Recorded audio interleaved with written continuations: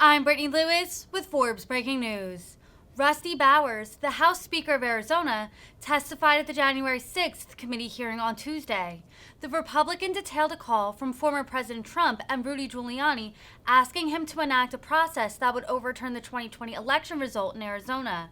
Bowers said the Trump team never provided any evidence of election fraud and said that the actions they requested of him would have amounted to him breaking his constitutional oath. Take a listen to his response. Before we begin with the questions that I had prepared for you, I wanted to ask you about a statement that former President Trump issued, which I received just prior to the hearing. Have you had a chance to review that statement? My counsel called from Arizona and read it to me. Yes, sir. In that statement, I won't read it in its entirety.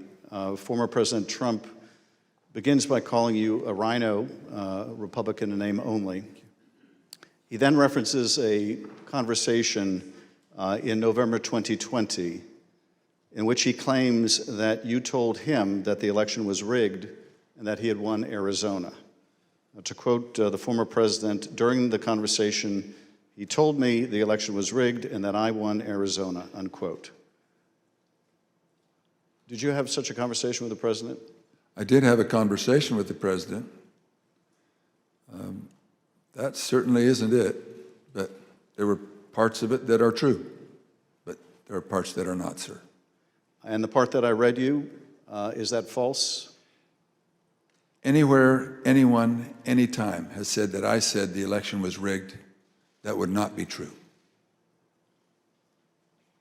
And when the former president in his statement today claimed that you told him that he won Arizona, is that also false? That is also false. Mr. Bowers, I understand that after the election, and I don't know whether this is the conversation the former president is referring to, but after the election, you received a phone call from President Trump and Rudy Giuliani in which they discussed the result of the presidential election in Arizona. If you would, tell us about that call and whether the former president or Mr. Giuliani raised allegations of election fraud. Thank you. My wife and I had returned from attending our church meetings. It was on a Sunday, and we were still in the driveway, and I had received a call from a colleague telling me that the White House was trying to get in touch with her and I, and that she said, please, if you get a call, let's try to take this together. Immediately, I saw that the White House on my Bluetooth was calling, and I took the call and was asked by I would presume, the operator at the White House if I would hold for the president, which I did, and Mr. Giuliani came on first, and niceties, then Mr. Trump, President Trump, then President Trump came on, and we initiated a conversation. And during that conversation, did you ask Mr. Giuliani for proof of these allegations of fraud that he was making? On multiple occasions, yes. And when you asked him for evidence of this fraud, what did he say? He said that they did have proof, and I asked him, do you have names? For example, we have 200,000 illegal immigrants, some large number, 5,000 or 6,000 dead people, etc. And I said, do you have their names? Yes. Will you give them to me? Yes. The president interrupted and said, give the man what he needs, Rudy. He said, I will. And that happened on at least 2 occasions, that interchange in the conversation. So Mr. Giuliani was claiming in the call that there were hundreds of thousands of undocumented people and thousands of dead people who had purportedly voted in the election? Yes. And you asked him for evidence of that? I did. And did you ever receive from him that evidence either during the call, after the call, or to this day? Never. What was the ask during this call? He was making these allegations of fraud, but he had something or a couple things that they wanted you to do. What were those?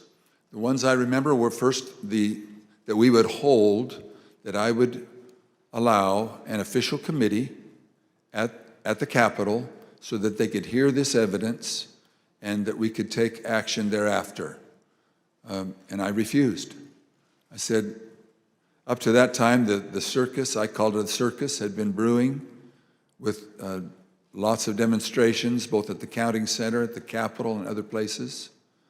And I didn't want to have that in the House. I did not feel that the evidence, granted in its absence, merited a hearing, and I didn't want to be used as a pawn if there was some other need that the committee hearing would fulfill. So that was the first ask, that we hold an official committee hearing. And what was his second ask? I said, to what end? To what end the hearing? He said, well, we have heard by an official high up in the Republican legislature that there is a legal theory or a legal ability in Arizona that you can remove the electors of President Biden and replace them. And we would like to have the legitimate opportunity through the committee to come to that end and remove that. And I said, that's something that's totally new to me. I've never heard of any such thing. And he pressed that point. And I said, look, you are asking me to do something that is counter to my oath when I swore to the Constitution to uphold it. And I also swore to the Constitution and the laws of the state of Arizona. And this is totally foreign as an idea or a theory to me, and I would never do anything of such magnitude without deep consultation with qualified attorneys. And I said, I've got some good attorneys, and I'm going to give you their names. But you are asking me to do something against my oath, and I will not break my oath. And I think that was up to that point. During the conversation, and you heard, I think, when we played a snippet of Mr. Giuliani calling other state legislators and saying that he was calling us essentially a fellow Republican, did he make a similar appeal to you or bring up the fact that you shared a similar party?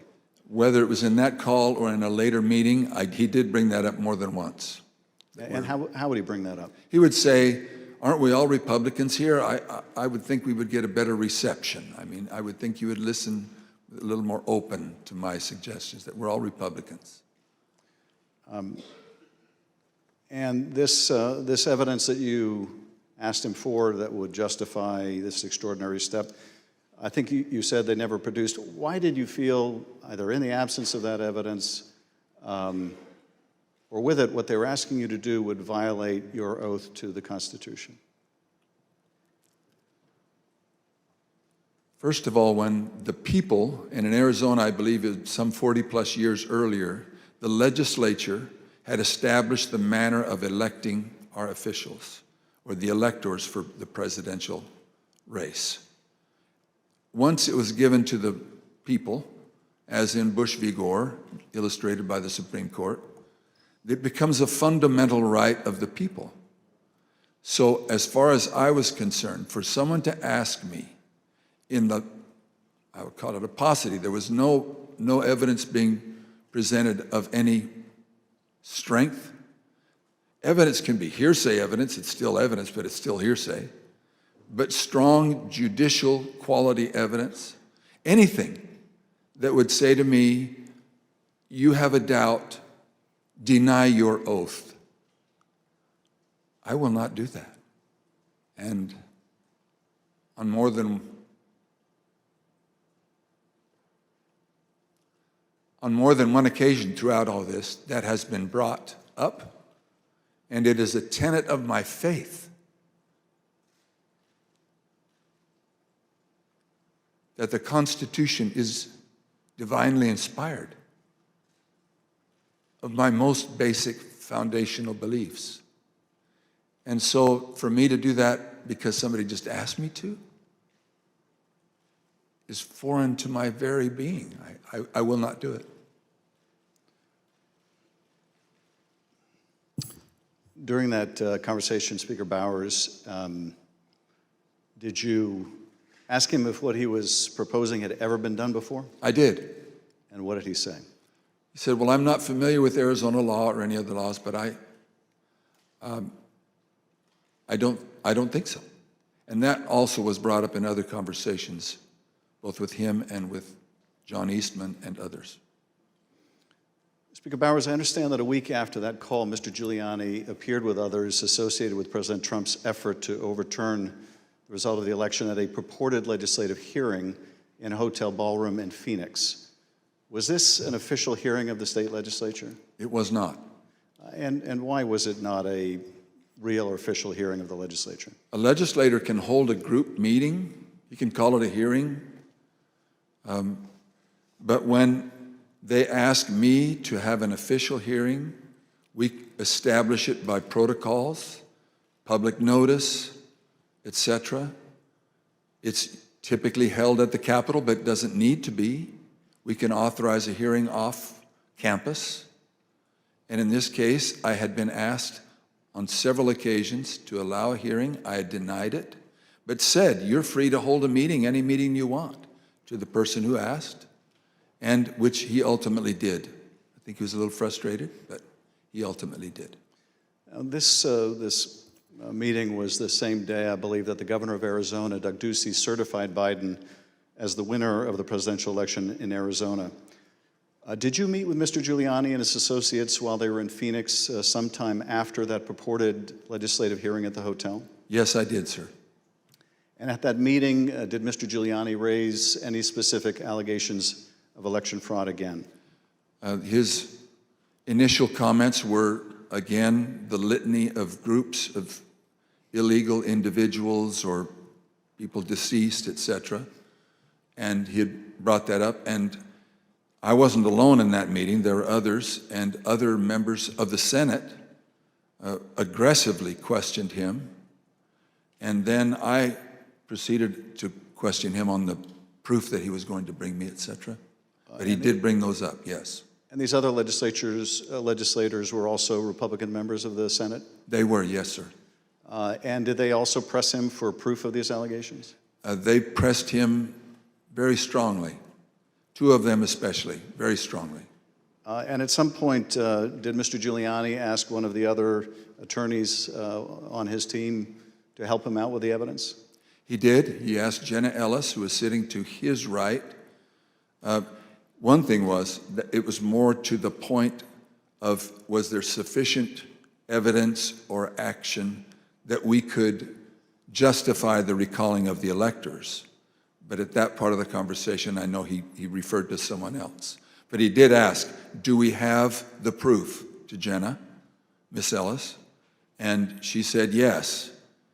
And I said, I want the names. Do you have the names? Yes.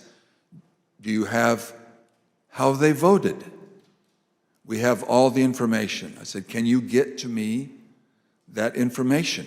Did you bring it with you?